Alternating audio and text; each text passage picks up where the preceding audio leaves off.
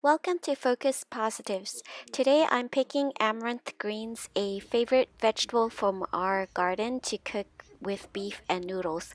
You can add rice noodles, whole fun, egg noodles, clear noodles, basically any noodles you like. You can also eat this as a soup with rice, just don't add the noodles in the soup. Subscribe for more lazy recipes from me. I like rice noodles in this beef and noodle soup.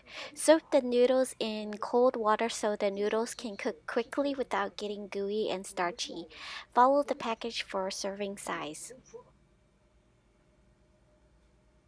I'm using flank steak from Costco. Thinly cut against the grain, then marinate the flank steak according to your own taste.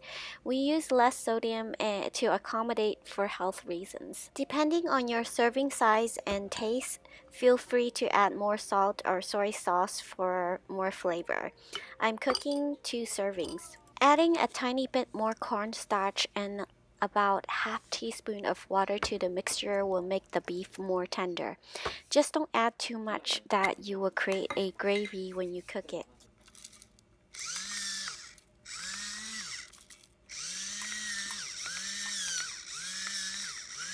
Mix and marinate the flank steak. Let it sit for about 15 minutes. You can go ahead and go pick your vegetables and wash them and prepare them for the soup. We have always grown amaranth greens every year.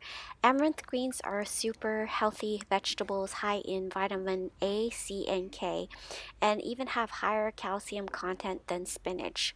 Homegrown amaranth greens taste a lot better than store-bought ones to me. You can even eat the roots. It takes a lot longer to scrub clean, so we just cut them off today.